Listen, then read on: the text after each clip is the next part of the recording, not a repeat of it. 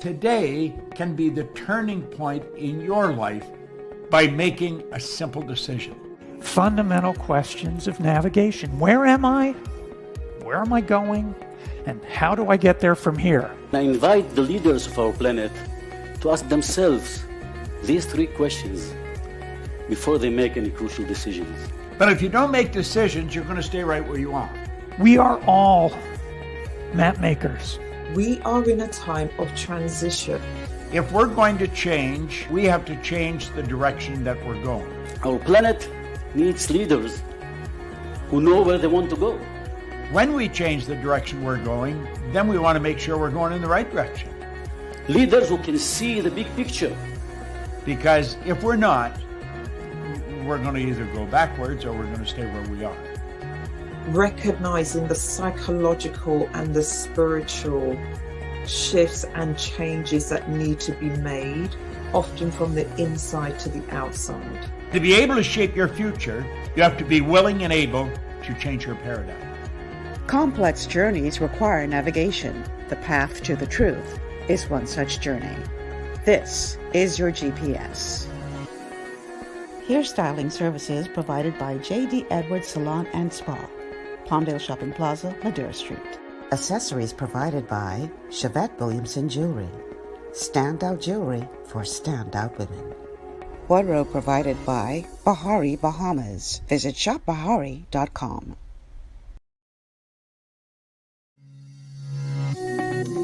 Good morning, everyone. Welcome to GPS Global Paradigm Shift on Glory 93.9 FM. I am your host, Michelle Malcolm. As always, it's a pleasure to be in your company. Thank you so much for tuning in today. So, today is going to be a good one because this public figure has been quite public as of late, as it relates to what appears to be, and I will let him go into details to explain this, what appears to be some kind of falling out with our prime minister. They are political colleagues, and it's interesting that this public display of discontent has come to the place that it has because they are on the same team as it relates to the political divide, but yet they are obviously not saying eye to eye. And it is no secret that whatever love would have been there in the beginning has soured. And now my guest is doing his own thing. And we're going to talk to him today about the political landscape, why he has decided to go the direction in which he has gone, and what it means for democracy in our nation. So I'm calling this show today, The Speaker Speaks. And that title alone should give you an idea of who my guest is. But just in case you're slow and live under a rock, my guest this morning is the Speaker of the House, the Honorable Halston Moultrie. Welcome, Speaker, to GPS. Good morning. Good morning. Pleasure to be here. I've been trying to get you for a little while now. I'm glad you were finally able to make it. It's better late than never. Well, this is true. So tell me something now. Well, first of all, disclosure. Moultrie and I go way back because we are both BFMers under the leadership of Dr. Miles Monroe and Dr. Richard Pinder, both now gone on to be with the Lord. So I've known Holly for a long time. So if I forget to put on my professional hat and call him Holly, y'all please forgive me. All right, because we go that far back. But Mr. Speaker, usually the speaker and the leader of government are on the same page. But it seems that there's been some kind of falling out between you and the prime minister. I mean, I don't think that's any secret at this point. What happened? Well, usually the speaker is normally elected based on the choice or the promotion of the prime minister, because the prime minister would be the leader of the team or the party with the majority of seats in parliament. So, and of course, I was a member of the Free National Movement at the time. So there are certain issues that I find fundamental to me with respect to governance.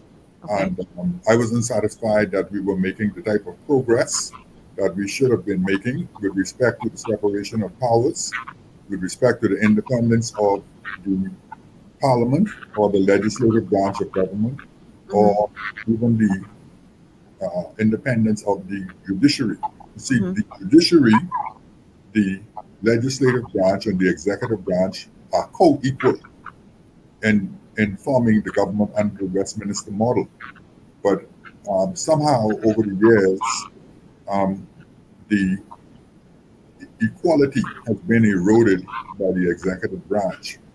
So much so that there is no independence of Parliament, and the executive branch actually controls the administration of Parliament as well as the budget for the Parliament.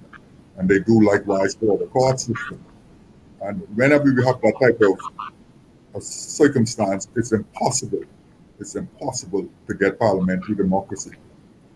The way the Constitution is set up, the Constitution is established so that the first arm of government is the legislative branch, the Parliament. Out of the Parliament comes the executive branch, whether they are elected as members of Parliament or appointed in the Senate. And there should never be a circumstance where the executive branch is so large that when they walk into the Parliament, they have sufficient votes in the executive branch to outvote the opposition and the backbench combined. That is the circumstance that we find ourselves in. So it effectively makes the Parliament a rubber stamp. I know you've heard all along that the Senate is a rubber stamp, but when the Parliament is diminished to the point of becoming a rubber stamp of the executive, then you have no oversight, which is a fundamental mandate of the Constitution, Article 72, that the legislative branch of the Parliament should have supervisory oversight of the executive branch, and the executive branch should be accountable to the Parliament. We don't have that anymore. What we have is a circumstance where the executive branch can walk into Parliament and just ram any law down the Parliament's throat. And there's no need to persuade anyone because they have sufficient votes. There are 23 members of the executive branch in a 39-seat Parliament. So we have a difficulty.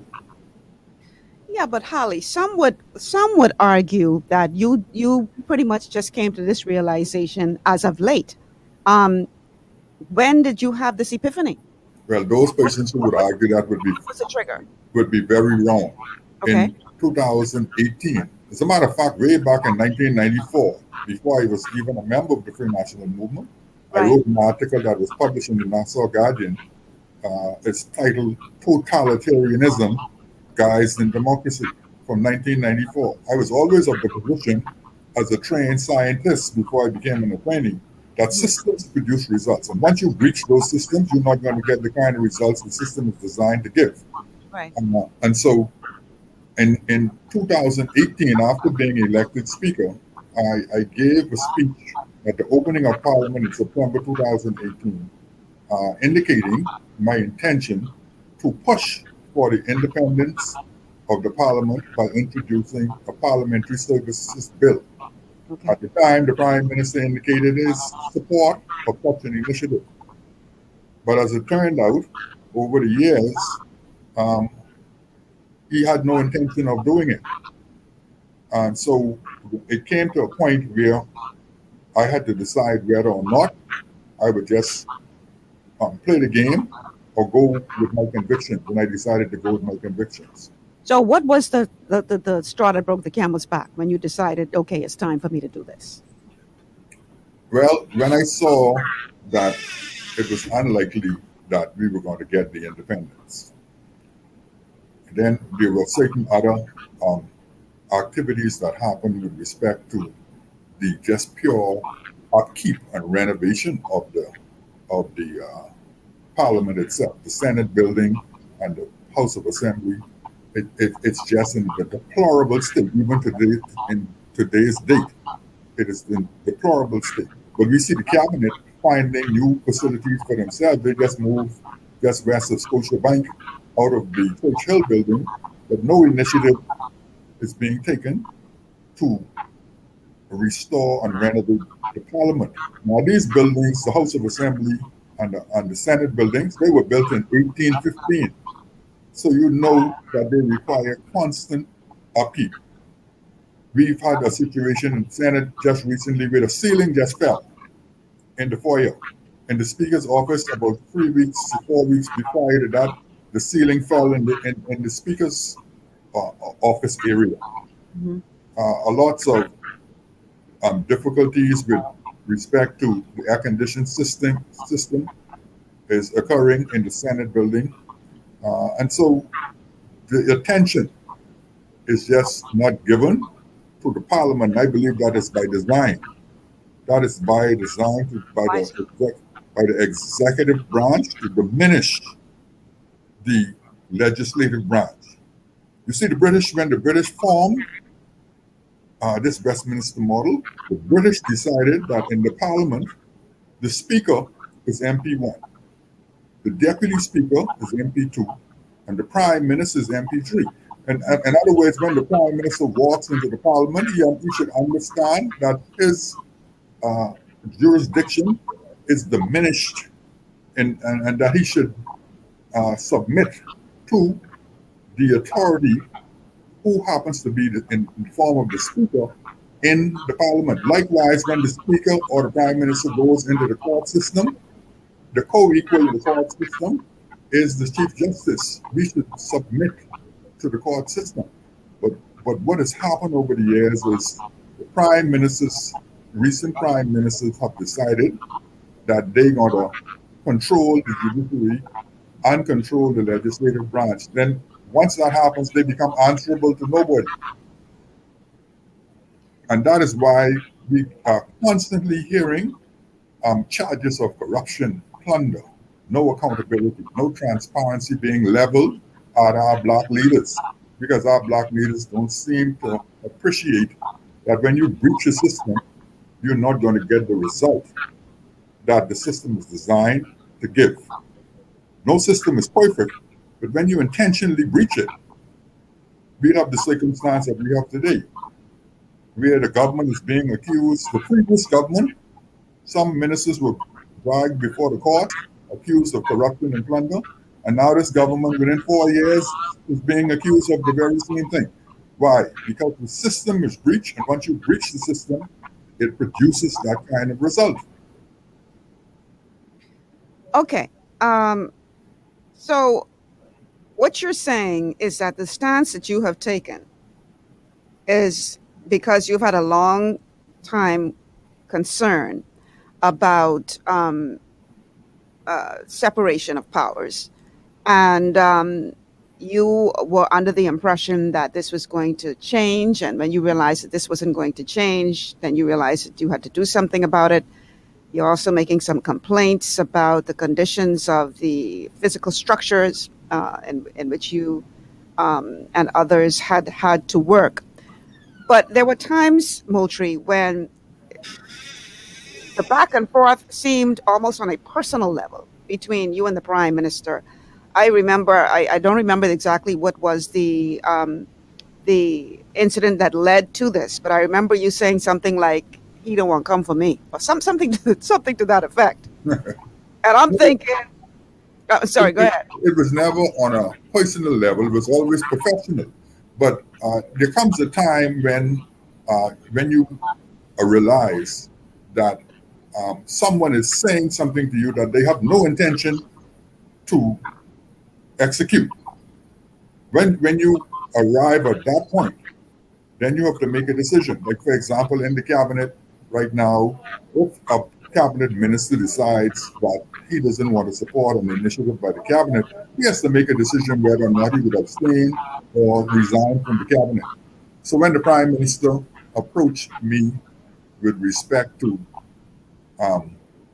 making me an offer to leave the country to become an ambassador, that was the point when I made the decision that I would resign from the Free National Movement because I believe I could serve my country much better in the position as Speaker in terms of trying to bring about the changes that I think are desperately needed in this country, as opposed to being shipped somewhere into the United Kingdom as an ambassador.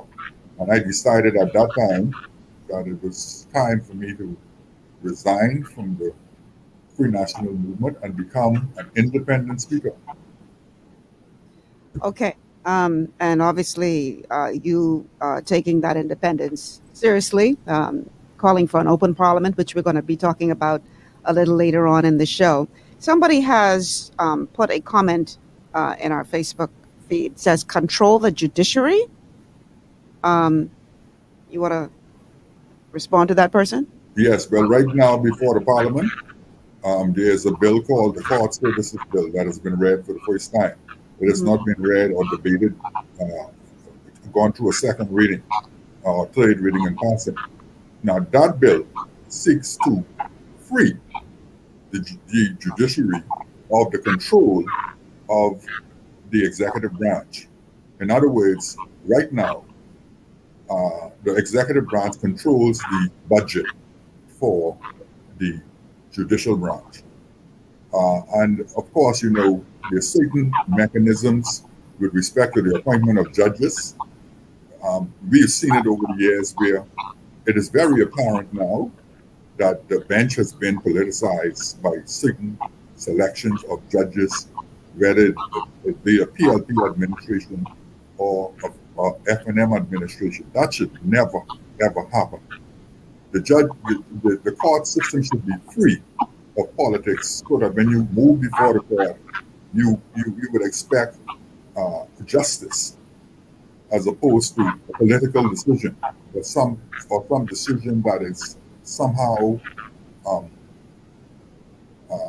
affected by who is in power.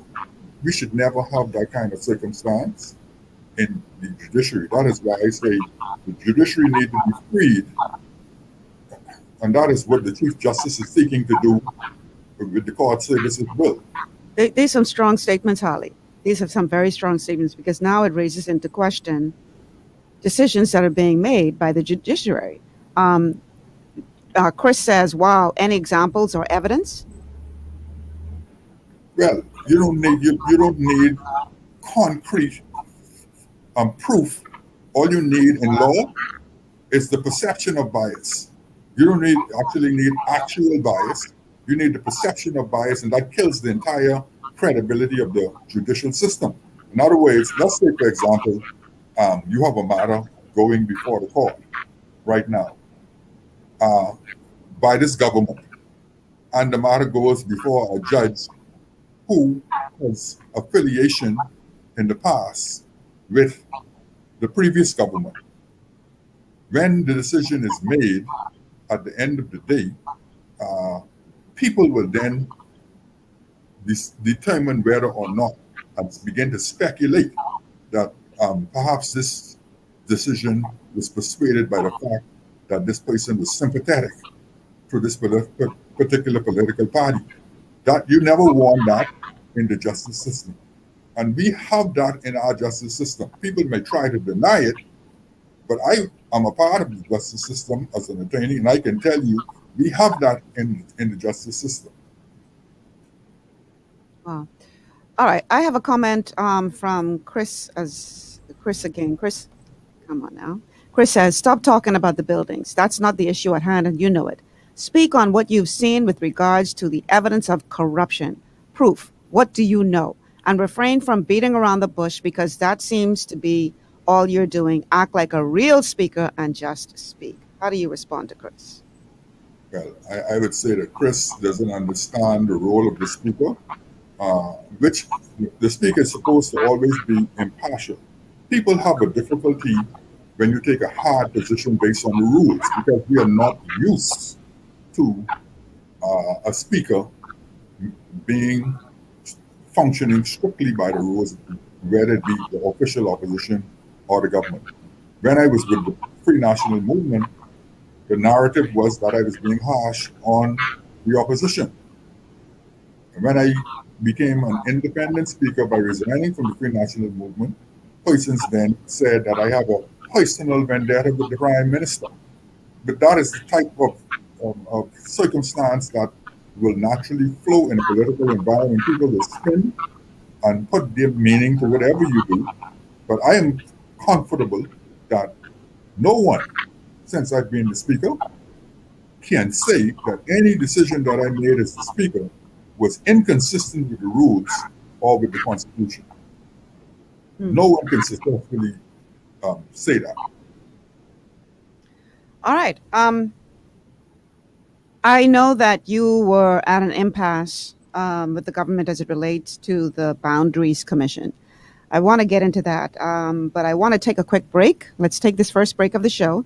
And then when we come back, we're going to talk about that impasse and your views on how that is going to affect the next election. Stay with us. This is GPS on Glory 93.9 FM. We'll be back after these words from our sponsors. For all your building needs, it's Carib Construction and Project Management on Gladstone Road. We build it all. Schools, homes, hotels, and more, including structures requiring a Phase 3 electrical contractor. We also provide project management services. The first step towards your dream building begins at Carib Construction and Project Management. Call us at 376-1556 or 341-4466.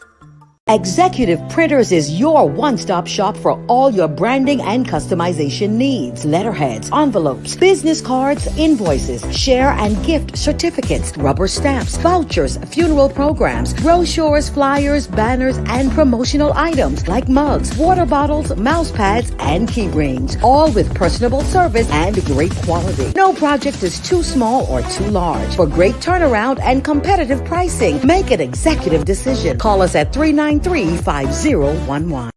At Lee Air, safety is our number one priority. Flying since 1996, we offer scheduled flights into Fresh Creek and Mangrove Key Andros and Great Harbor Key, Berry Island, twice daily, 7 days a week. Affordable charter services are also available to anywhere in the Bahamas and the Caribbean. Lee Air Charter Services. Call 225-3267, 702-7127, or 322-1317 for reservations.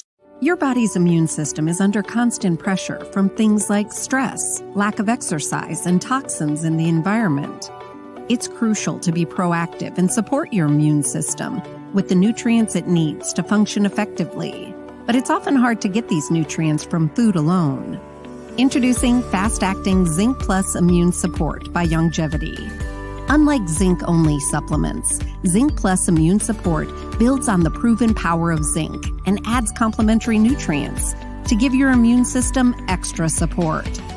Vitamin D helps balance the effects of zinc, while our proprietary blend of natural fruit and root extracts provides the extra help your immune system needs to work against daily stressors. And we've included Longevity's exclusive plant-derived minerals to give your body the minerals it needs, but can't get from food alone.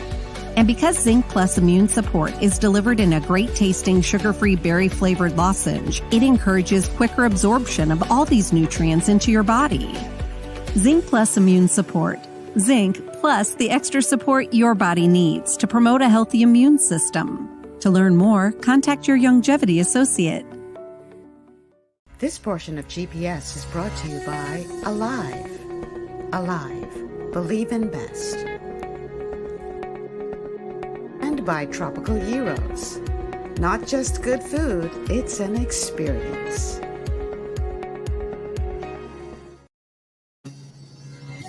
Welcome back to GPS, Global Paradigm Shift on Glory 93.9 FM. Michelle Malcolm here, along with my guest, Halston Moultrie, Speaker of the House of Assembly, independent Speaker of the House of Assembly, seeing that he has separated from the Free National Movement, went his own way, but he still continues to hold the position of Speaker of the House. And as an independent Speaker of the House, he has been making quite a bit of waves as it relates to his philosophy compared to that of the governing party. Now, one of the things that there was disagreement with was the Boundaries Commission report. You seemed to be of the opinion, based on your public statements, that there was an all-out effort to prevent the committee responsible for reform from doing its work. What's going on there? Well, let's get to the foundation of it. The foundation of it is that the Constitution calls for the Boundaries Commission to meet once every 5 years. Mm-hmm. The purpose of that commission is to review the constituency boundaries to determine, as much as possible, parity among the various constituencies, especially islands with multiple constituencies. That is a mandate of the Constitution. I wasn't satisfied that there were certain members of the commission who absolutely did not want to consider the constitutional mandate given to the commission. They were at odds, in my estimation, with the Constitution. If the Constitution is calling for parity among constituencies where it is possible, for example, in Grand Bahama and New Providence, I believe that that should be one of the principal objectives of the commission when it meets. For example, we had a circumstance in Nassau where St. Barnabas had less than 5,000 votes and Golden Isles had more than 7,000 votes, which is a disparity as opposed to parity. So I recommended from the very beginning that we should look at trying to get a quota and determine whether or not we wanted to increase the number of seats based on the total number of votes in New Providence, or whether we would want to reconfigure the boundaries to get parity so that you won't have a constituency with more than 2,000 or 2,500 voters more than another constituency. They were absolutely determined not to even consider that. And we started our work in January, on January 18th. The election is not really scheduled until May 2022. But they used the argument that they didn't think that we had sufficient time, that the lands and surveys didn't have sufficient time to reconfigure the boundaries and produce new maps. But I knew that that wasn't the case. Now, when you say they, who you mean specifically? The two government ministers in particular, the member for Bamboo Town, who was the Minister of Health, and the member for Marco City, who is the Minister of Agriculture and Fisheries, they were adamant that they were not going to consider the mandate of the Constitution. And I felt that that was because the Prime Minister had uttered the words that before the Constitutional Committee even met, the Constituencies Commission, the Prime Minister made a public declaration on 2 occasions that we have 39 seats and that's all we're going to have. There will be no changes. And they were trying to make that come true. And I was not prepared to be at odds with the Constitution to appease the Prime Minister. It wasn't personal.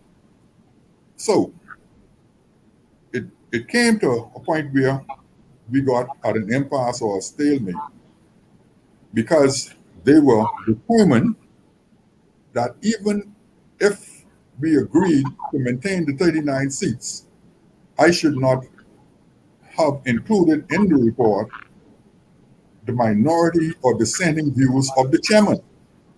Now imagine that. They are asking the chairman. The chairman is the only member of the commission appointed by the Constitution itself. The Speaker of the House of Assembly by the Constitution is automatically the chairman of the commission. Now, they wanted the chairman of the commission to sign a report that excludes his dissenting views, which would give the impression to the Parliament and the public that the Speaker and the chairman of the commission agreed to the report that he signed. Okay, so did they prepare a report for you to sign? I'm thinking the report is supposed to come from you and your committee. So are you saying that they prepared a report that they wanted you to sign, or they just told you to leave that part out of your report? Well, what happened was a draft report was produced by the chairman, which was supposed to be a skeleton, and the commission met on several occasions, fleshing out that report. Right. After we worked for a certain period of time, it became apparent that some issues were brought to the fore, particularly by the member from Marco City, that he didn't think that the chairman should be speaking to the media about the work of the commission. Now, in my estimation, he completely misunderstood what the Constitution is calling for. The Constitution calls for the chairman to write to the Prime Minister when the commission is beginning its work, and that the Prime Minister should have that notice of the beginning of the commission's work placed in the Gazette. The purpose of placing a notice in the Gazette is to notify the public that the commission is beginning its work. In other jurisdictions, the commission works are public. The meetings are public, and they are public consultations. In our case, we just notify the public so that if anyone has any issue or matter they want to bring before the commission for its consideration or during its deliberation, that would happen. But the first initiative by the member from Marco City was to try and gag the speaker and the chairman of the commission, and to prevent the speaker from speaking to the press. And the purpose for that was that the speaker was speaking in terms of what the Constitution requires, and they did not want the public to hear about the demands of the Constitution, which calls for parity. Yeah. I'm sorry, go ahead.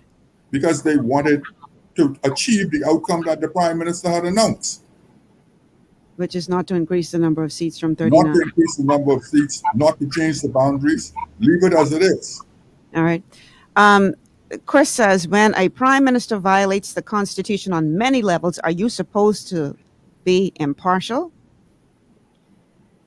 What the speaker does is one of the roles of the speaker is to ensure that the relationship as is constitutionally established and enshrined is maintained. In other words, the speaker is not about making allegations on with respect to members of parliament, but the speaker's role is to make certain that when the parliament meets and when the parliament functions, it functions in a consistent way with the Constitution and with the rules of procedure, which are promulgated from Article 55 of the Constitution. So we try to function. The speaker role is to make sure that the type of breaches, what is occurring now, where the parliament has been made a rubber stamp because you have so many cabinet ministers, the speaker is supposed to resist that, whether it's PLP, whether it's FNM, no matter which party is trying to do it, the speaker should resist that, because once you allow that to happen, it kills the entire committee system of the parliament. That is why over the years, since I've been speaker, I've been complaining constantly that the committees cannot meet, because we have so many ministers appointed on the committees, and when they become committee members, they want to be chairman of the committee, and they never call a meeting. They never call a meeting because they don't want the parliament to function in its role of oversight and supervisor of the executive board branch. They should not be functioning in the legislative branch. The separation of powers calls for a complete separation where there is no one person functioning in various capacities in both two or more of the branches. In other words, the Chief Justice, that is one of the reasons why, as Speaker of the House of Assembly, I decided not to appear in the courts. Because as the Speaker of the House of Assembly, even though I'm an attorney, if I appear in the courts, I would prejudice the situation automatically. because there are going to be some persons who will rule in my favor simply because I'm the speaker, and some persons may rule against my clients simply because I'm the speaker. So it's like a double-edged sword. So the prime minister should not come in the House of Assembly and believe he can control the House of Assembly like he controls the cabinet. The Chief Justice should not be able to go to the executive branch and dictate certain laws to the executive to bring to Parliament. The court's role is to examine the laws to determine whether or not those laws are unconstitutional. We have a bill that has just been tabled by the government that the court is going to be called on to determine whether it is constitutional or unconstitutional. That's the emergency health management bill, I think it is.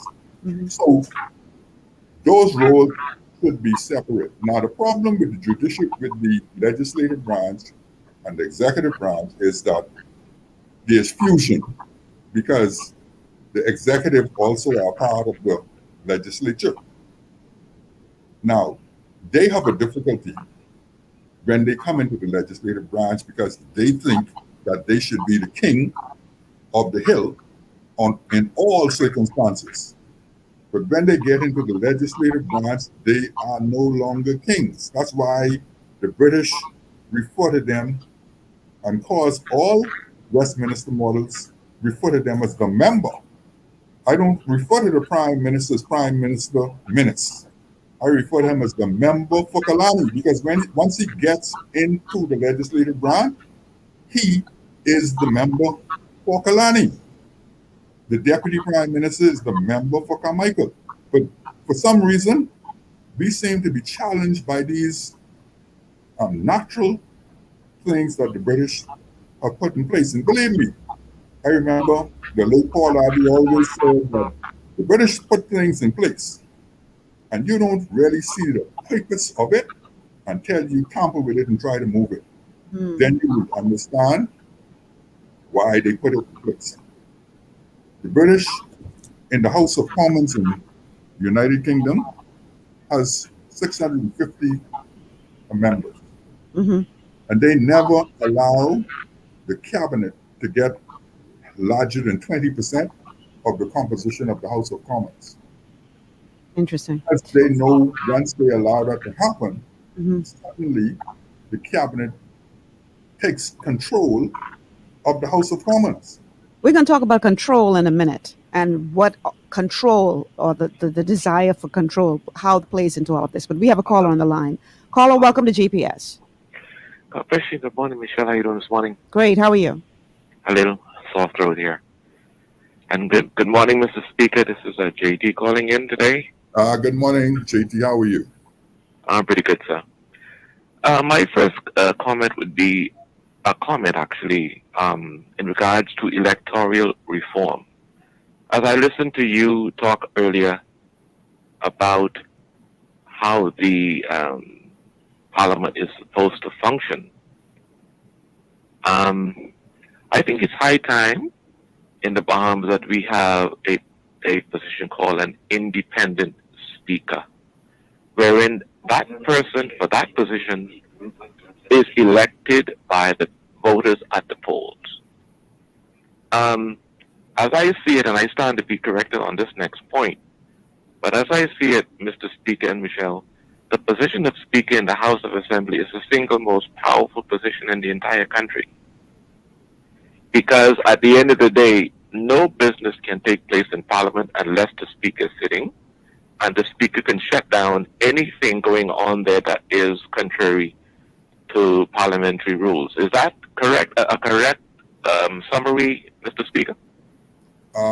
Yes. This whole process has been an educational process for the entire country. And I'm happy that has happened, and I became independent if only for that purpose. Because what's happening around the world in the Commonwealth Parliamentary Association that is made up of places like Australia, Canada, New Zealand, the United Kingdom, the Bahamas, African nations, and so on. what is happening is when the speaker is elected, he resigns from the party that he was affiliated with. Right. And he sits as an independent speaker. You mean The major parties in parliament then decides not to oppose the speaker for at least one term. But when I resigned and became an independent speaker, the first order of business for the PLP and the FNM was to put someone in Nassau Village to challenge the speaker. So it puts the speaker in a position where the speaker is supposed to be neutral, but the two major parties are out there attacking the speaker and trying to unseat the speaker because, in my estimation, is because we have immature leaders in those two political parties. If we examine Canada, United Kingdom, New Zealand, Australia, and other places in the more industrialized world, they discover that the speaker, no matter which party he is with, the moment he is elected speaker by his colleagues in parliament, he resigns from that party and he becomes an independent speaker. Right. So that he can function without the appearance of bias. See, as a member of the Free National Movement, everything that I did had an appearance of bias in favor of the Free National Movement. Right. And as soon as I became independent, then the Free National Movement starts spinning that the Prime Minister, the Speaker, has some personal vendetta against the Prime Minister. But that is not the case. All the Speaker is trying to do is to make sure we function in accordance with the Constitution and we follow the rules. But like you said, and you rightly said it, Mr. Speaker, in the House of Assembly, the Prime Minister is not the Prime Minister. Exactly. He is simply the member for Kalani. And I don't know. I mean, in terms of electoral reform, I don't know if you can speak on it as extensively as my question is going to probably call on you to do. But if you're able to, sir, what would you recommend to we the Bahamian people right now should be the 3 or 5 top systematic reforms, like independent speaker position, like fixed dates for elections, like recall system being put in place to remove MPs between general elections, items like those, campaign finance reform, etc. What are the 5 top positions would you admonish? JT, yes. The host of the show is Michelle Malcolm. You want this 5? No, Michelle, I'm only asking him because of this. Yeah, but give me a chance to get to that. You can't tell him. Oh, no. My apologies. Honestly, I didn't realize. Michelle. You try. Listen, if you want. My apologies for jumping your gun. Sorry there. Sorry. Okay. Well, I hang up and thank you all. What is interesting, Michelle, is all I would have to do is add 1 to JT. I support before that he listed. I would just simply add an independent boundaries, constituency boundaries commission. Right. That's all. Until the other 4 that he listed, I support all of those 4. Right. Those are the type of reforms that we need. Yeah. JT, he wants you to answer 5. Okay. It's a 2-hour show, JT. We're trying to pace ourselves here. So somebody, now I know you sort of answered this earlier in the show, but I want to read a comment to you because perhaps it requires to be revisited. So DeWitt says, my question, why did he take so long to open his mouth? Only because his government don't want him no more. Now he decided to talk. Can't be serious. I have to tell you, Harley, that is the opinion of many people out there that, you had all these issues that you're talking about now, but why did it take so long for it to come to this point? Well, like I said, Michelle, I raised these issues from 1994. And in 2018, as the speaker, I made it very clear, those persons who are suggesting or alleging that it took me so long, all they need to do is go to my Facebook page, September 2018 and listen to the speech that I gave to Parliament in 2018, long before it was apparent to the public that there were any issues with respect to the Free National Movement and myself. Those issues were raised from the very beginning, in my estimation, of my term as Speaker. So they are, I would say, misinformed, or perhaps just creating political mischief. You know, you have a lot of that in today's world, you know, where people will just say what they want to the public to hear that is favorable to their party. We have a lot of that in the Bahamas. So much fake news and false news. Well, I boil it all down to tribalism. If you're part of my tribe, you're good. If you ain't, I coming for you. That's just the way we roll in the Bahamas. Unfortunately, you can't have an intelligent discussion without bringing into question, the tribe. And that's most unfortunate because you really can't have progress that way at all. We actually have a caller on the line, so let's go to the phone lines. Caller, welcome to GPS. Good morning, Michelle. Good morning. And good morning to Mr. Speaker, the Honorable Speaker of the House. Good morning. How are you? I'm fine, thank you, sir. I just called not to try to defend you because you're one of the educated scientists and professional attorney and counsel, so I'm sure you could defend yourself. In my humble opinion, you did not take a long time. If anybody who claim they like to follow talk show, who claim they are honest, who claim they have integrity, who claim, and the Bahamian people have heard their truthfulness, they know you are a man who are not a rubber stamp, period. Okay? Now, what I have to ask today is some of the bills and policies over the period, let's say, because I have no issues to deal with the government as of 2017 and 18. Now, as relates to information, a common person, lay person like me, like what I know. Now, as of after that, 2019 and beyond, I'm not going to take my personal issues out on the government, okay? But my thing to you today is, are there, and this is what the Bahamian people are asking, are there any opinion or view in your mind as it relates to any bill, any policies, any egregious, earth-moving, life-changing, life and death decision of the cabinet, the competent authority, the member of Marco City, the member for Bamboo Town, and any other member of the people honorable house have made and have affected our lives for the first time ever in Bahamian. Okay. Less than 1 minute. I got to save that for my children.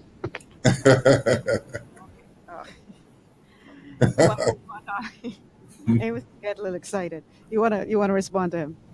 Well, you know, I think the crisis that we're experiencing right now is one of the major concerns that I have, because I see an apparent move by the government with respect to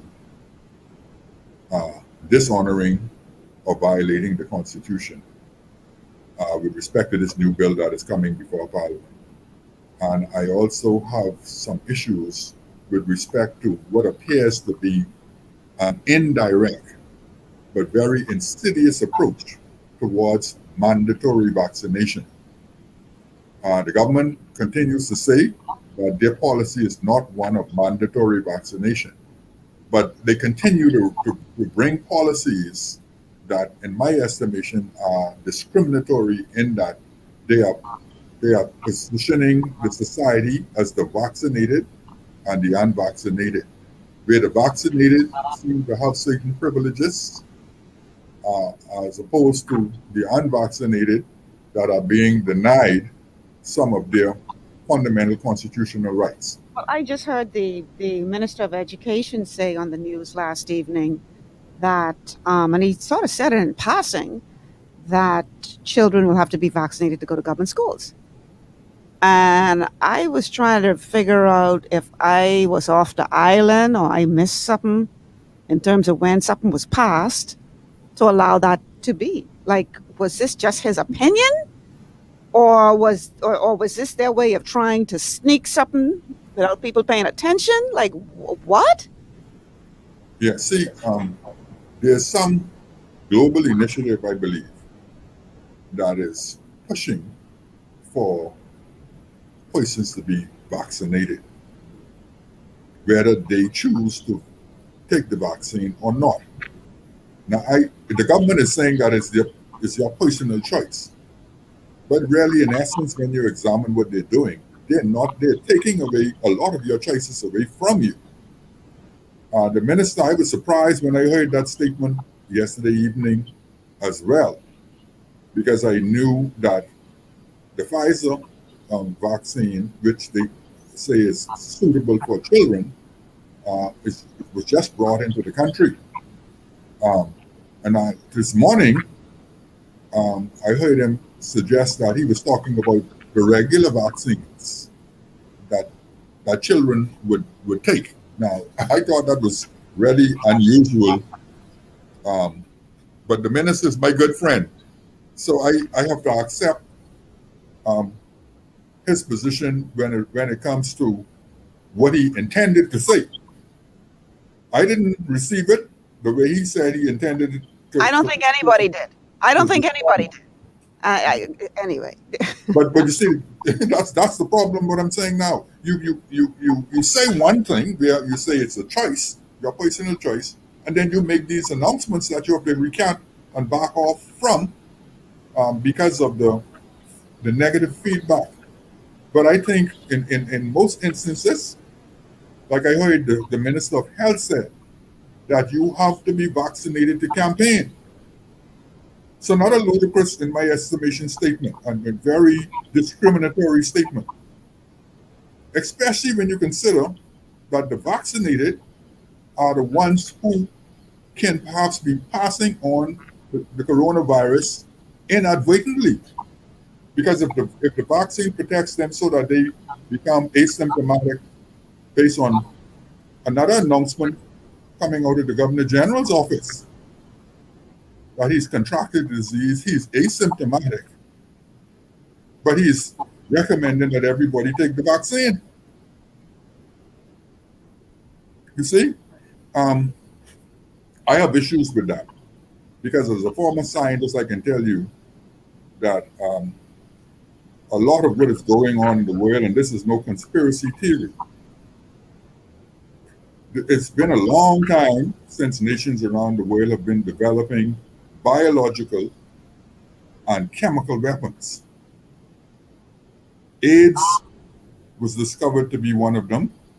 SARS was discovered to be one of those biological weapons. The Ebola was discovered to be one of those biological weapons. And you know, SARS is really COVID too, I understand. And so when you do your scientific research on these matters, you will see that it is what we call in science an anthropogenic impact or intervention by mankind on the humanity of man. That is what is going on in the world today. That is no, this is a designed approach by nations that are continuing this process of war. That is what is going on in the world today. Some nations still proceeding militarily.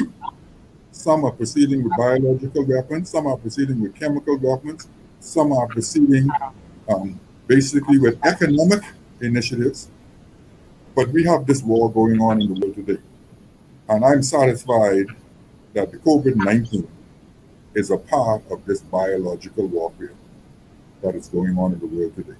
So you made reference to global narrative. I have to take a quick break, but when we come back from the break, I want to talk about that global agenda, global narrative, and how much of it is influencing what we see happening in the country today.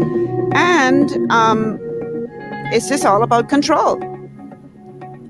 Many of the moves that our leaders in this country are making are all about control. I want to talk about that on the other side of the break, but we do have to take a commercial break because, you know, I got to make sure my sponsors get their just dues. So we're going to take this quick break, make way for our sponsors, and then on the other side, we're going to continue the conversation with the Speaker of the House, Halston Moultrie. This is GPS. Looking for an extraordinary junior high school with caring, qualified staff and affordable tuition?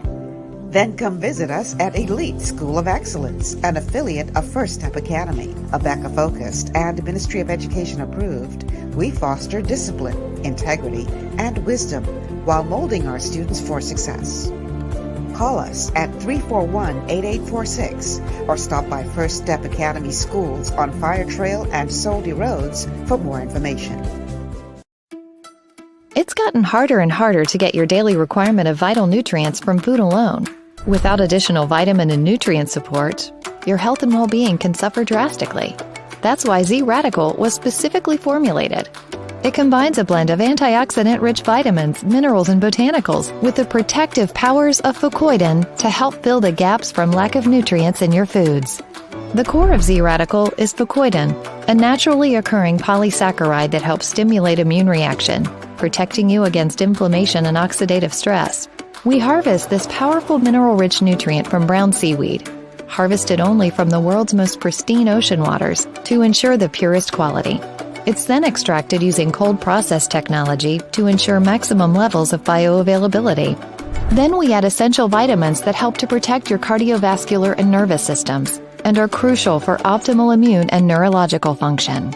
Z-Radical also includes a proprietary blend of delicious antioxidant-rich fruits and berries. This great-tasting combination helps your body combat free radical imbalances that can contribute to a variety of degenerative conditions like arthritis and heart disease.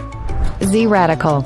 Experience the power of fucoidan with antioxidant-rich berries, 8 essential vitamins, and more to provide you with potent health benefits. To learn more, contact your Longevity associate. Escape from the city life to Bacon Air Beach Resort in Pirateswell, Mayaguana. Relax in one of 16 air-conditioned rooms just steps away from the ocean. Enjoy scrumptious dishes in our waterfront dining room. Sip on a tropical cocktail, or if you must, stay connected with wireless internet. Nestled on one of the most beautiful beaches in the Bahamas, Bacon Air Beach Resort offers a unique vacation experience. For reservations, call 339-3726 or 463-0182. This portion of GPS is brought to you by Easy Car Sales, home of the electric vehicle. Visit easy242.com and free yourself from gas. And by Crystal Clear H2O Alkaline Water. Come visit us in our new location in the Jams Plaza on East Street South. Welcome back to GPS Global Paradigm Shift on Glory 93.9 FM. I'm your host, Michelle Malcolm. And that reminded me that I need to let you guys know about something that is coming up. So Easy Car Sales has a promotion going on. Book a free test drive online at easy242.com, and you will be entered to win a Galaxy tablet weekly during the month of August. So make sure you check that out, easy242.com, to be a part of that promotion by Easy Car Sales. Book a free test drive online at easy242.com, and you will be entered to win a Galaxy tablet weekly during the month of August. So make sure you check that out for your chance to become a winner. Okay, so our guest today is the Speaker of the House, Halston Moultrie. We're calling the show The Speaker Speaks. And we are talking to him about the political climate in the country right now. He is now an independent speaker after severing ties with the Free National Movement. And we're here talking about what we see happening as it relates to the Constitution of the Bahamas and emergency order powers and all that good stuff, global agendas and how it affects us here in the Bahamas. How much of what we see happening, Mr. Speaker, is to do with, in your view, a desire to maintain control? Well, that's a good question. And particularly as it relates to the global agenda and as it relates to the one world order. I heard the Prime Minister indicate that we are part of this global agenda. The Bahamas is a part of it. Well, not so much a part of it, signing onto it, but there's a global agenda, and we are part of the world, and we have to somehow adopt or comply with such an initiative. So I expect that in the position that the Bahamas is in, particularly with respect to our budget deficit and our need to borrow, that certain requests or requirements would be made on us, as are being made on other small nations, to comply with certain initiatives in order to be able to secure certain loans. That's the way the world works. Nobody's going to be sympathetic with you to the point of giving you free access to their money when you have proven over the years that you are deficient in managing your own affairs. That's the circumstance the Bahamas we find ourselves in. We have a national debt approaching 10 billion and deficit spending each year. And we are in a crisis circumstance where our number one industry has been hard hit, functioning at about 25 to 30% capacity now. But yet we have not been able to identify any new revenue streams. So it's likely that our deficit would be even greater this year. So the lenders, the Bible tells us, that the borrower is slave to the lender. And so we are approaching slavery, economic slavery, as a result of us not being able to manage our affairs. And we see that playing out right now. For example, this new initiative that I'm launching tomorrow is about accountability and transparency. The government has issues right now giving information that should be readily available to the Parliament and to the public with respect to its expenditures. That is why it is so important for the legislative branch to maintain its constitutional mandate.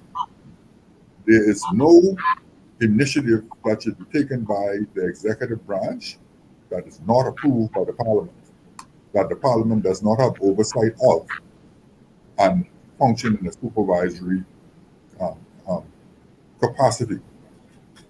So whatever the executive does, they have a constitutional obligation to bring it to the Parliament and be answerable to the Parliament. And so, I'm sorry, go ahead. And so, as we deal with this global circumstance, I think first of all we need to get our own house in order, because other nations will see the opportunity to prey on your circumstance if they see that you are not able to handle your own affairs and manage your own affairs. It's almost like you're in entering shark territory. We're in a bloody suit, a suit full of blood. Yes, you see, what happens is you when you are handling your affairs effectively, you can borrow at reasonable interest rates. But when you are not, then you have to pay the price. to be able to get the same loan at higher interest rates. And that is what we are facing now in the Bahamas. So let me ask you something. If what you're saying is correct, and what you, in essence, and I'm putting it in a nutshell, are saying is that because we've done a poor job of managing our affairs, we now have to rely on others coming to the rescue, and those others who come to the rescue aren't coming with no strings attached. Strings are very much attached, and so as a result, you have to be the puppet for the global puppet master. So the question is now, if that is the case for the Bahamas, how does that impact, number one, our sovereignty as a nation, and number two, our democracy?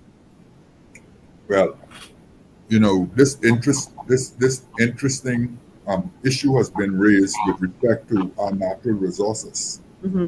Bahamas is fortunate in that we have a small population and we have vast natural resources that we really don't take advantage of.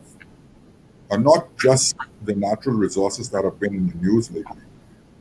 We are talking about, we have the second largest solar salt facility on the face of the earth in Greater Navajo. We have the second largest barrier reef in the Bahamas.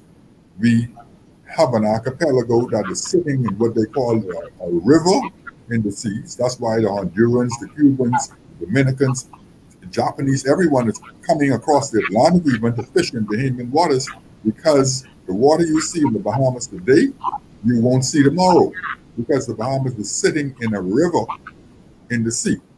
And so we have the tongue of the ocean in the Bahamas. We have a lot of natural resources that we can, based on the size of our population, that we should be accessing and developing. And the Bahamas could really be a wealthy nation and an example to the world. But what we have done over the years, because we have this tax system that says that the government revenue can only be generated by consumption of its people, we don't train our people to be productive.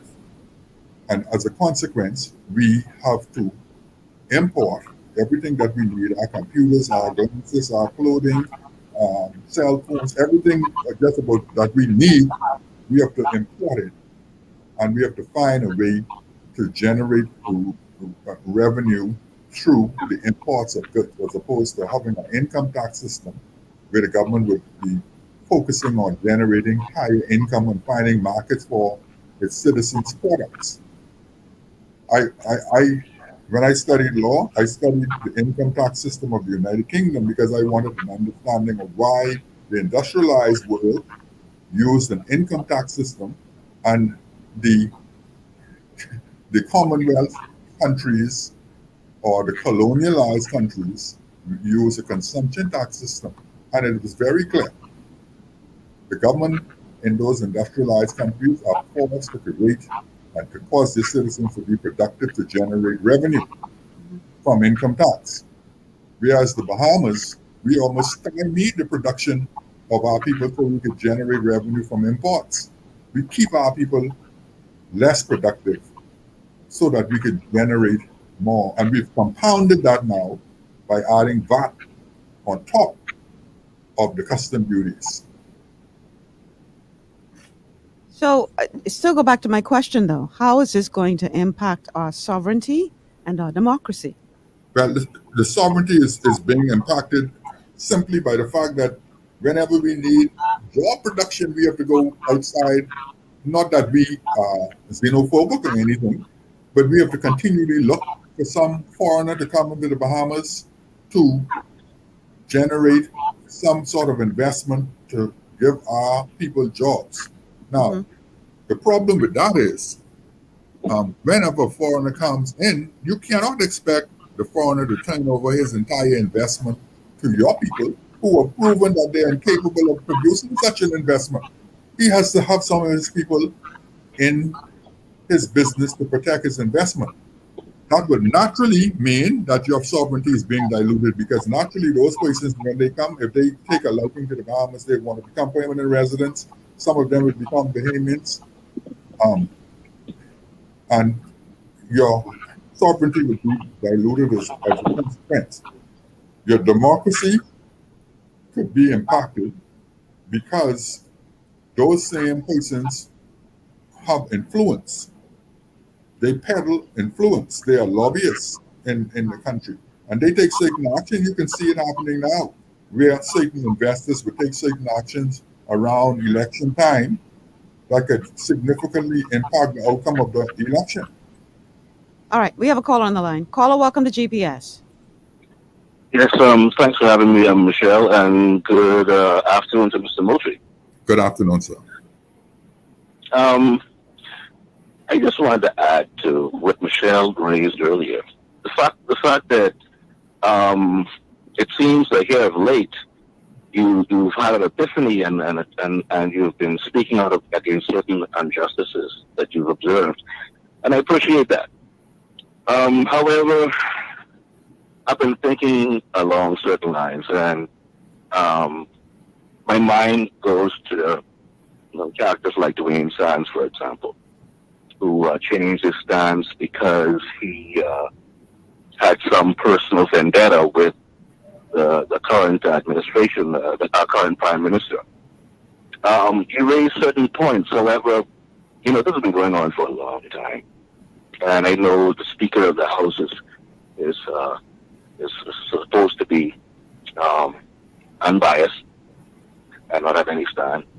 However, when the Prime Minister comes out and says that there are going to be times when the government is going to have to do things that go against the constitutional rights of the citizens, I think all the bells should have rung at the same time in any speaker's mind, and that would have been the red light right there. What did you say, Mr. Prime Minister? You said that you're going to have to do what? To whom? And that's where I have a problem, because he admitted that bold-face. He didn't stumble when he said that. However, nothing was done. As a Speaker of the House. But that is not correct. That statement is not correct. I'm asking. What statement was incorrect? That's what I like. The statement that when the Prime Minister made that statement in Parliament, that nothing was done about it. As a matter of fact, the Deputy Speaker of the House raised on a point of order when that statement was made. I can produce the copy of the proceedings to prove that point. Mm-hmm. And I have also the Hansard transcript of it. So the issue, it was raised, it was taken. The Prime Minister was asked to explain that statement, and the Prime Minister attempted to explain the statement. But of course, no one can accept any explanation that you would be in a position as a government to violate the Constitution to the detriment of your own people. That was pretty much a straightforward statement. He didn't need to elaborate at all. Exactly. But issues were taken with that statement, mind you. I'm telling you. However, I hear what you're saying now. I hear what you're saying. However, you know what I do when I'm hungry? I don't just say, my belly growling, I'm hungry, man. I haven't eaten since yesterday. And I make an attempt to go by the kitchen, or I drive past the restaurant or the takeaway. When I'm serious about doing something, I do it until my need is satisfied. Now, an attempt was made to, I suppose, make it look good. But see, when my rights are violated, when I'm hungry and I can't get food, that's a problem. If you stop me from eating, that's a problem. That means you don't care about how I live or how I die.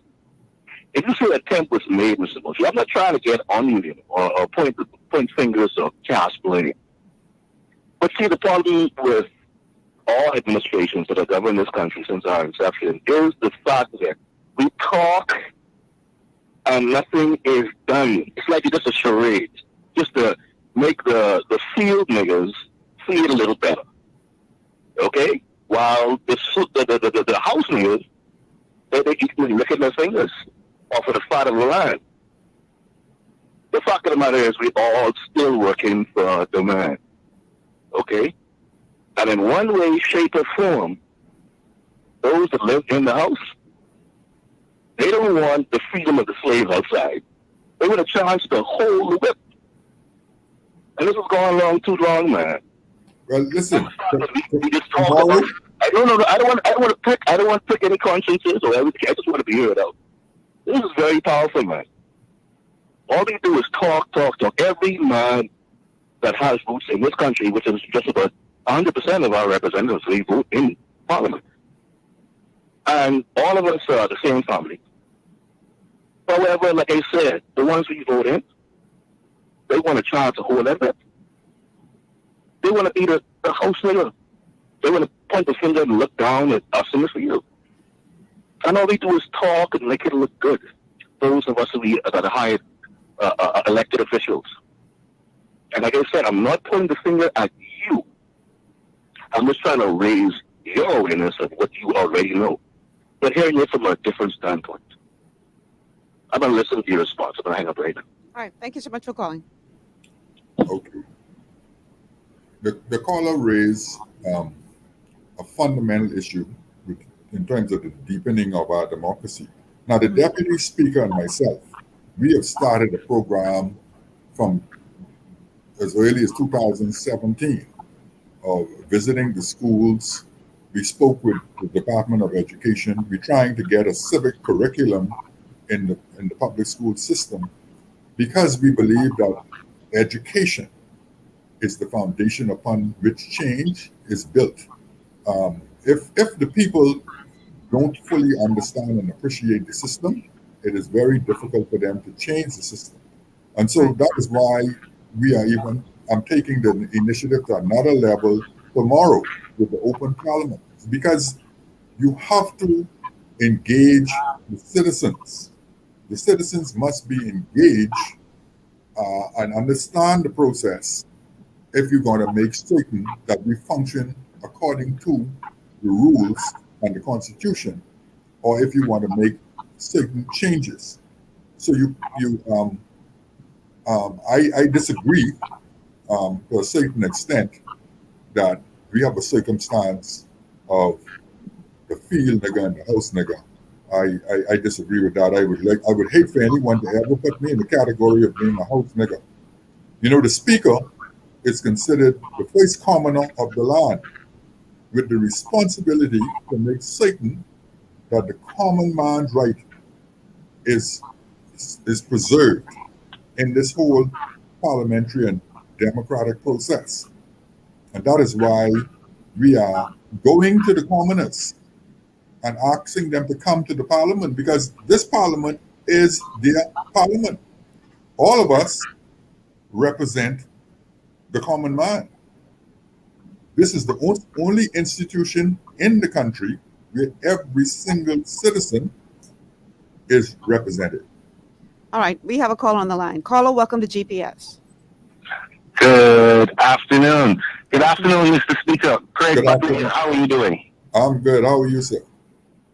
Good. Listen, I'm listening to all you say, right? And I understand, but I have to ask you about your term as Speaker. Now, don't take this in the wrong fashion, but for the first 3 years, you appeared to have gone along with the Minnis administration and the Minnis program. And after it would appear that you had a disagreement with Minnis and those, and you had the mold and all the issues, was when you came out. So one of the fair questions that needs to be asked of you is, why weren't you like this from the beginning? Because you understand we have never properly set up our role of speaker. I my uncle was, and I know you went to one of those speaker conferences either in Africa or England or Australia, where you meet the other speakers. All those other speakers are independents. Once you get elected, you become independent so that you can represent everybody. And we never did that there. Why weren't you pushing for that earlier? Why weren't you pushing for that in the first 3 years? Caller. I believe that's a fair and legitimate question. Caller, did you tune in late?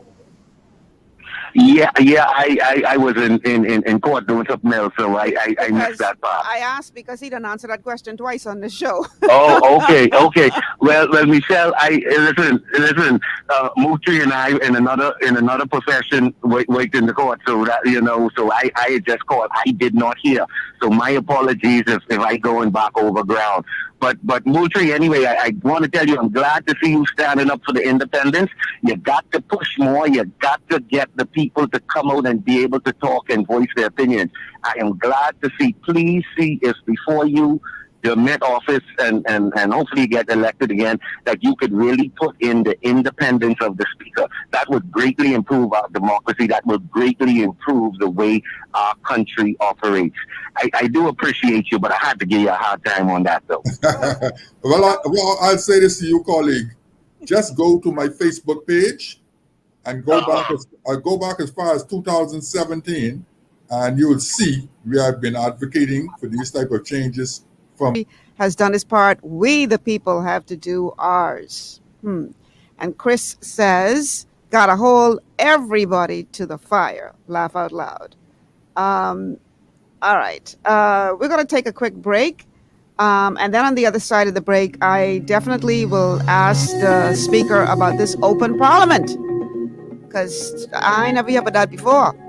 So I remember when he first made the decision to do that, I saw in a couple of chats from well-learned people saying, can he do that? So we're going to talk about that on the other side of the break. Stay with us. This is GPS, Global Paradigm Shift on Glory 93.9 FM. We got to pay some bills, y'all. So we'll be back after a few words from our sponsors.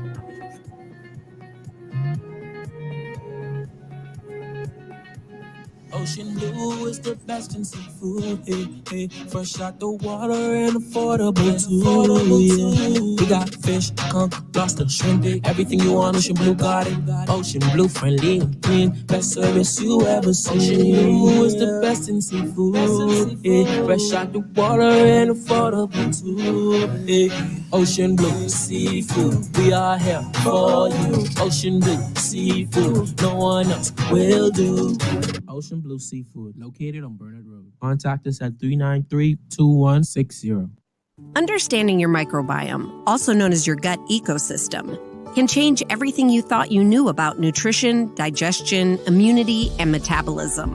Keeping your gut ecosystem healthy and balanced is essential. Ultimate Microbiome by Longevity was specifically formulated to optimize this ecosystem. It provides the advanced support your gut needs through prebiotic, probiotic, and postbiotic supplementation. Our unique blend of probiotics includes Lactobacillus and Plantarum, healthy bacteria that can help prevent harmful bacteria from taking over your gut.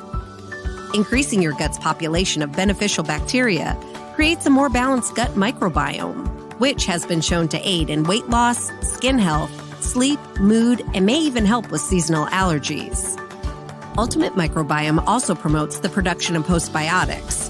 Postbiotics are key to help regulate your gastrointestinal health. To enhance digestion, Digizyme Multi-Enzyme Complex, a blend of 5 specific enzymes, has been added to Ultimate Microbiome. It can help break down food so your body can better absorb nutrients. Plus, we've added our proprietary I-26 Hyperimmune Egg Powder to aid in the elimination of disease-causing gut bacteria and help your body balance its immune response. Ultimate Microbiome, the scientific, proprietary, and holistic approach to gut health that helps optimize your body's entire gut ecosystem. To learn more, contact your Longevity associate. One of the things I love about the Mailboat is their relationship with Bahamas Air. I can earn travel points on my international freight and redeem them when I fly. For me, online shopping is easy with Mailboat's U.S. addresses and regular freight delivery to Nassau. Plus, I can always prepay customs and freight, and they always notify me when my package arrives. Yeah, a lot of people think the Mailboat is just for shipping, but they also offer a safe and secure storage facility at affordable rates, all in a central, convenient location. We also offer passenger service into Freeport multiple times per week with a seating capacity of over 450 persons. With family movies on large screens, one hot meal included, and on-board lounge for snacks and soft drinks. We're the Mailboat. We're bridging people, products, and places.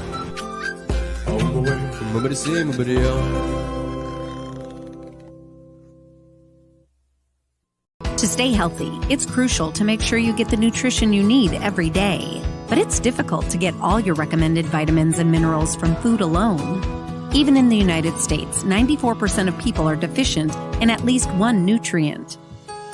Beyond Tangy Tangerine 2.0 by Longevity is a simple, convenient, and affordable way to help your body get the essential nutrients it needs. It's an advanced plant-driven multivitamin mineral complex that contains certified organic whole foods, trace minerals, and antioxidants.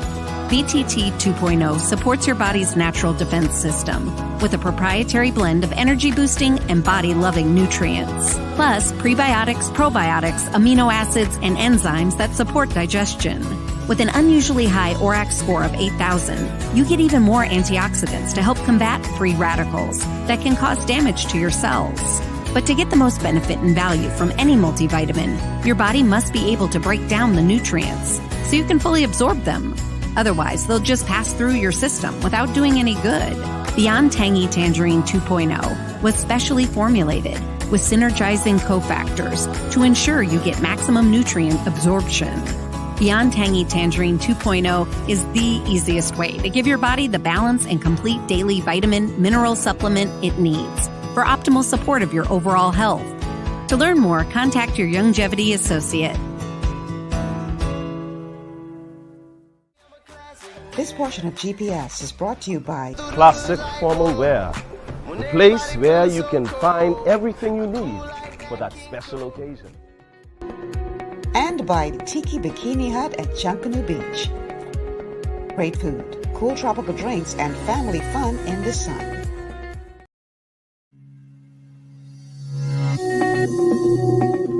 Welcome back to GPS Global Paradigm Shift on Glory 93.9 FM. Michelle Malcolm in your company. My guest today is the Speaker of the House, Halston Moultrie. We're calling the show The Speaker Speaks. And before we talk about the open parliament that is going to be held tomorrow, I have a question that has been submitted by Wendell on our Facebook page. It says, Mr. Speaker, the perception is that the agenda of the government is not guided by the needs of the people, but rather the oligarchs behind the gates of Lyford Key. How realistic is that perception?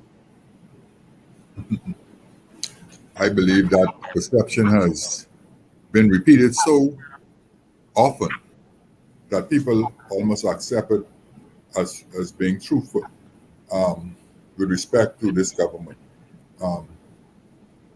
I don't know if that is exactly true. I believe that what has happened over the years is that because of the history of politics in the Bahamas, where the governing party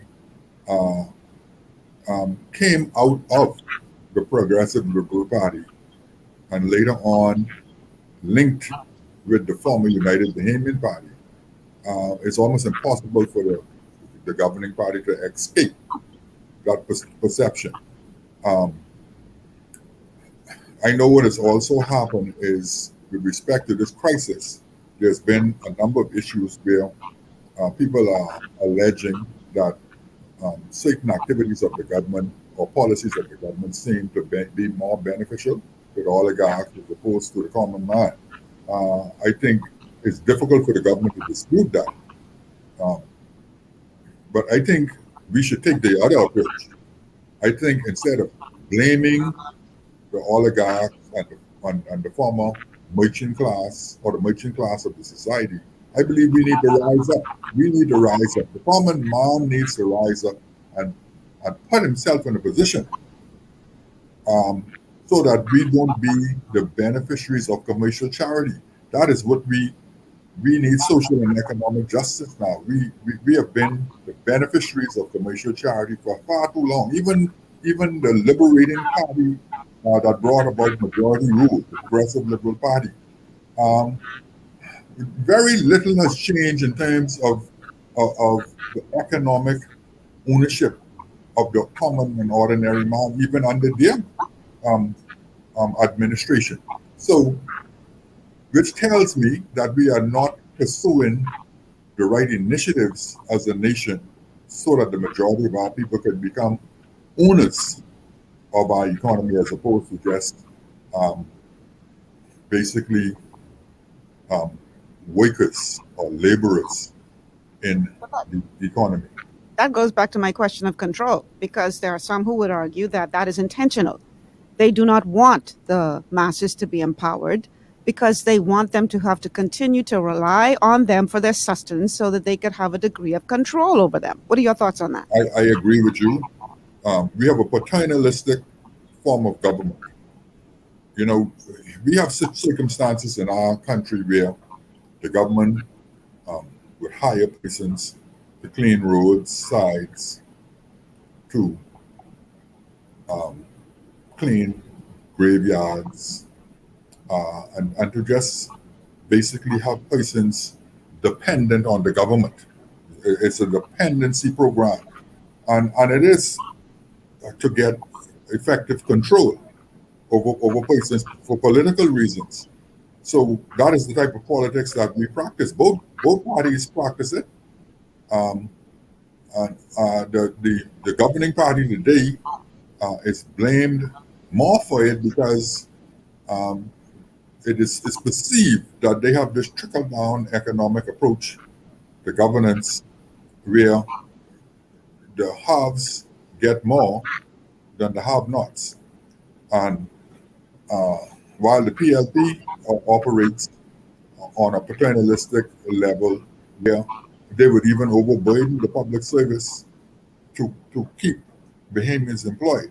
But in my estimation, what that does is that creates a dependency syndrome, and it creates a circumstance where people begin to believe that they should get success without process. They get something for nothing. They get just political patronage because they supported a political party. They don't have to be productive anymore, but the party owes them something. And at the end of the day, you give them a contract or you give them a job, and they feel like they don't even have to work or produce anything to get paid on a monthly basis. That's the experience. A lot of politicians may not say so because it may not be a good thing in terms of saying what the circumstances are politically. But all politicians, particularly in New Providence, basically are facing these same circumstances where they are challenged to assist their people because this syndrome that has been created over the years produces non-productive people. That's what the system produces. The public school system, for example, produces high illiteracy to the point where those persons become dependent on handouts from political parties. And that is by design, just like you said, to control that particular segment of the society. It doesn't all go well for our future. That's why we send our sovereignty is being diluted because other persons are coming into the Bahamas and they are moving ahead of those persons. When you don't prepare your people, you make your people victim to the puppet masters Exactly. that determine, which direction your country is going to go in because you did not prepare your people. I want to read a comment to you from Adrian Mott. Adrian says, Mr. Moultrie, I remember when Loretta Butler Turner stepped down from challenging F&M leadership. We all met over Arawak Key. You were around the domino table by Jeffrey Williams. Everything was hunky-dory with Dr. Minnis. What has happened? The country is in dire straits. From this point on, where do you see the Bahamas? We all know the F&M will lose the next election. I would think Bahamians are tired of the F&M and PLP back and forth. When will there be a real change? How do you respond to Adrian? Well, I did some research recently, and I discovered, our parliamentary democracy started in September 1729. Mm-hmm. And for 224 years, until 1953, we didn't have many political parties. What we had were independent members of parliament elected by the people who would represent the views of the people, bring petitions to parliament on behalf of the people that they represented, and they were able to govern the country where up to 1967, when we got majority rule, there was a surplus in the treasury. And then suddenly party politics came about in 1953, And again in 1955 or thereabouts when the United Bahamian Party was formed. And suddenly cronyism, nepotism, political party patronage superseded the agenda of the people. And so we need to get to the point now in our country where people begin to elect representatives who, first of all, have a good track record of in their own lives, who are will make a good and do a good job on behalf of the people that elected them, as opposed to becoming a part of a major political party that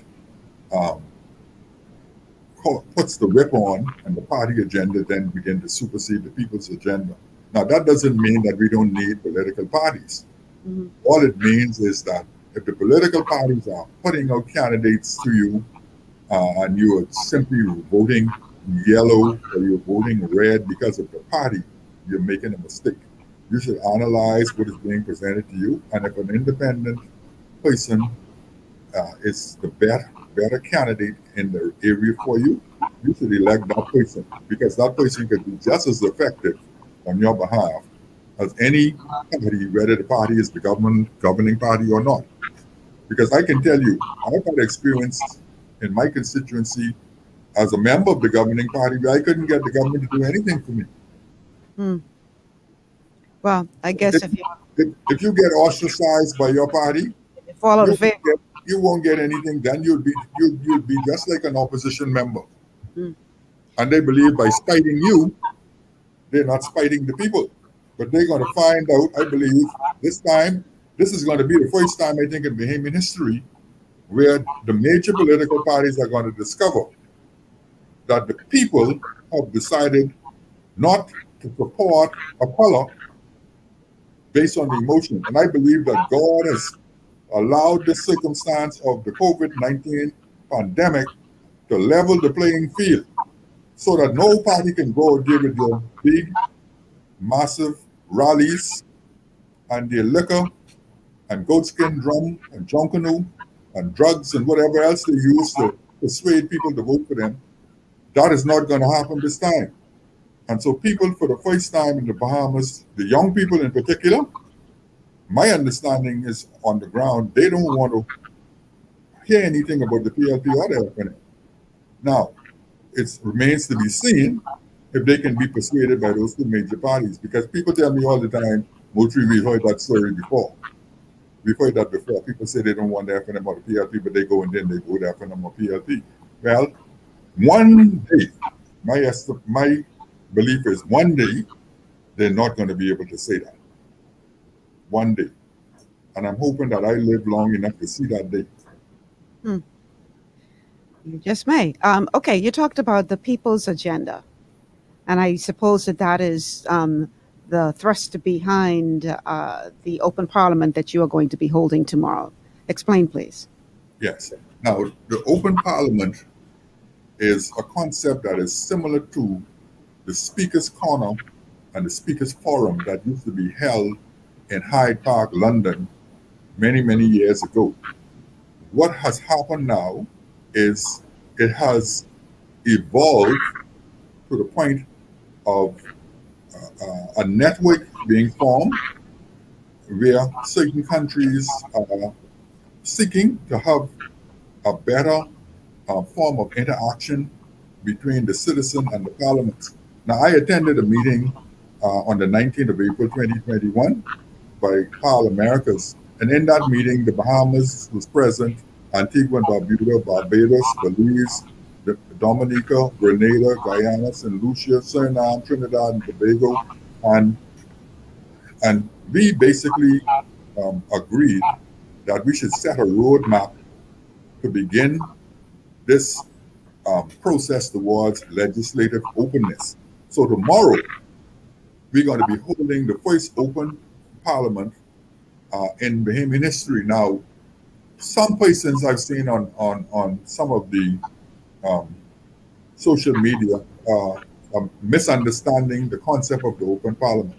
The open parliament is a form of interaction between the citizen and Parliament that promotes openness to ensure that we have a certain level of transparency, access to information, accountability, public participation, and ethics and probity in the process.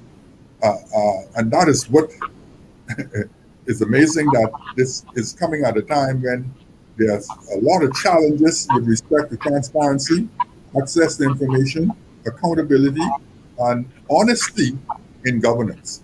And so tomorrow, we've been getting great interest from the millennials, and they happen to represent 63% of the voting population. We've been getting interest from the trade union movement. We've been getting interest from a lot of women organizations. We've been getting interest from the smaller political parties. And so I expect tomorrow to be an exciting time, because tomorrow, persons in the public, I can't forget civil society. They are very keen on this exercise as well. They're going to be coming forward with their concerns, with their issues, and bringing whatever petitions that they want presented to the Parliament. Now, it is not mandatory for parliamentarians to attend, but they are welcome and they are invited to attend. It would be in a format similar to the Speaker's Corner and the Speaker's Forum, where the Speaker will introduce the concept.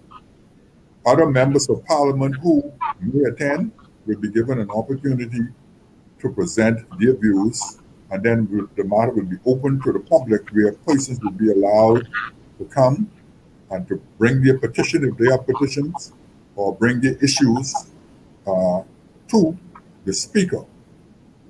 When Parliament then reconvenes, the Speaker will then bring those issues directly to Parliament or to the respective members of Parliament, so that the public can then begin to gain access and greater interaction with Parliament and with their members of Parliament, and be more effective in the democratic process. You know, right now, we have a situation where in the democratic process,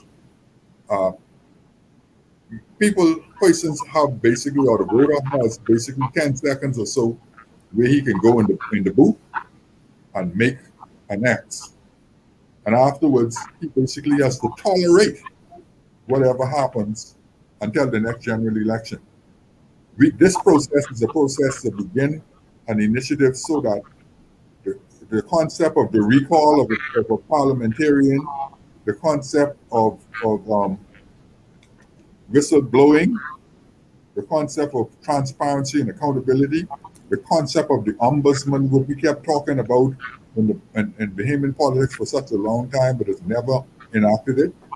The concept of freedom of information, even though we have enacted that, and we just recently selected an information commission and that sort of stuff, and his office is not going to be effective until September. All sort of nonsense going on. The people will begin and to get to a position where they can determine and demand certain action from the government. Now, we have a caller on the line, but one quick question as it relates to the event. I'm assuming that you're going to be making sure that things are put in place to make sure that this does not become a super spreader event. Yes. I listen, we have spoken with the police. I met with the police yesterday. We're going to have the Parliament Square sectioned off in a way where we'll have 4 tents established.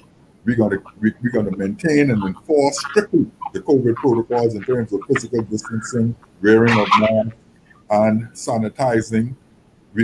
And so we're gonna try to minimize any possibility. Now we understand, based on the interest, that we could be challenged because of the number of persons that may want to attend. Right. We're trying to organize it in a way too that so we can have a smooth flow of persons in the event. And we're going to be passing out a lot of educational material too about the parliamentary process. Okay, we have a caller on the line. Caller, welcome to GPS. Yes, Michelle, I know you only have a few moments left for your show, but I have to ask Mr. Moultrie, what are your expectations of tomorrow's event? And I'm very excited actually to see what transpires. But when it comes around to our Prime Minister and his interaction with the press, I have to ask, what are your expectations? Because I'm sure, as you are quite aware, a lot of Bahamians are disgruntled, and they have some pressing questions they would like to throw his way. My question is, knowing the demeanor of our dear Brother Minister, what are your expectations of tomorrow's event? And do you think he's going to be as forthcoming and as everybody would like him to be? What make you think he attend? See, the Prime Minister is invited to attend. Yeah, but that doesn't mean he can show up. That doesn't necessarily mean that he will show up. I expect a number of parliamentarians to show up. Mr. Moultrie, you really expect Hubert Alexander Minister to show up to this event tomorrow? I haven't received any indication from him that he intends to attend. But let's put it this way. I believe that the Prime Minister is at least wise enough to understand that if the people present themselves, it will be in his best interest to make some effort or some representation, because these events are not going to go away. They're only going to be increasing.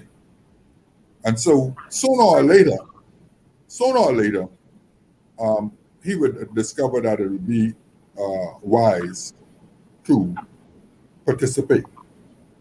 And if he doesn't participate in the open parliament, whenever parliament meets, the speaker will present to him what has been presented at the open parliament for the records of the House to reflect what has happened in the open parliament, particularly with respect to petitions and issues that people may have.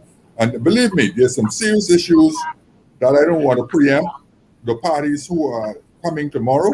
There's some really, really serious issues that needs to be addressed in this country. All right. Thank you, caller. Thank you. Okay. All right. We are quickly running out of time, but I have to ask this question. And that is, you see what's happening in many other countries around the world. Canada, the latest example of the Prime Minister deciding that he's going to call a snap election. Do you see a snap happening here? And if so, why? One way or the other? I was of the view that there was going to be a snap election called earlier in the summer, when I saw the government appearing to be willing to allow the emergency powers orders to expire on August 13th. And they adjourned Parliament to the 22nd of September. But now that the Parliament has been reconvened and COVID appears to be at its worst in our country, I don't see the Prime Minister attempting to move now, because the circumstances is not good. I believe that the Canadian Prime Minister moved now before it's calling an election on September 20th, because he doesn't want to face another winter of COVID. It can only get worse. And in October, the cold air masses start to move down over Canada from the North Pole. And believe me, it's only going to get worse in terms of his experience with the COVID pandemic. So I believe he's trying to move now before it gets worse. But in the Bahamas, we are not likely to face such serious climatic changes. You know, we might dip down into the 50s occasionally, and the government is pushing extremely hard to get a certain percentage of the population vaccinated. And I believe if they are able to achieve that goal, that the Prime Minister will be ready to move. All right. Somebody is asking whether or not the event tomorrow will be a virtual event for virtual participants. Yes, we are setting up a Zoom link, and we have a number of persons in media who are going to also be streaming live. from the event. But we want to set up a Zoom link so that persons can actually participate, and send their questions forward, and we can actually have a recording of persons participating outside of New Providence, because we've gotten some interest from Grand Bahama and some of the other family islands. Okay. All right. And where can people go to get more information? Well, you can contact the House of Assembly at any given time, and persons at the House of Assembly will be able to give more information, particularly with respect to the Zoom link, because at this stage now, with the event being tomorrow, we don't know if we're going to be able. We're going to speculate it in social media, but we're hoping that it is shared sufficiently so that persons throughout the archipelago can be able to tune in. Okay. So Sam, asking about the link, call the House of Assembly. What's the number to the House? Mr. Speaker, do you have the number off the top of your head? Not off the top of my head. Okay, but they can look it up. Google, and you'll find the number for the House of Assembly, and they'll be able to give you all of the information. Thank you so much, Mr. Speaker, for being a part of the show today. This has been in the works for a while, but we finally got it done. And Yes. I appreciate your time today. Thank you so much for being a part of GPS. It's been a pleasure. Thank you. All right, good stuff. All right, so tomorrow, I want to encourage you, if you're not going to be attending the Open Parliament, you definitely need to watch tomorrow's GPS, because the guest tomorrow will be none other than Dr. Robert Malone. Who is he? He's only the gentleman who invented the mRNA technology that is being used in the mRNA vaccines today. And he has some very, very eye-opening views about the vaccine using his technology. So do not miss tomorrow's show if you can help it. And then on Thursday, I'm calling Thursday's show Let My People Go. And the guest will be none other than Ambassador Benjamin Smith from the Embassy International. And you know he always comes with some powerful words. So that's the next 2 days. Make sure you don't miss it. All right? I'm Michelle Malcolm. Thank you so much for being a part of the show today. Enjoy the rest of your day, everyone, and stay safe.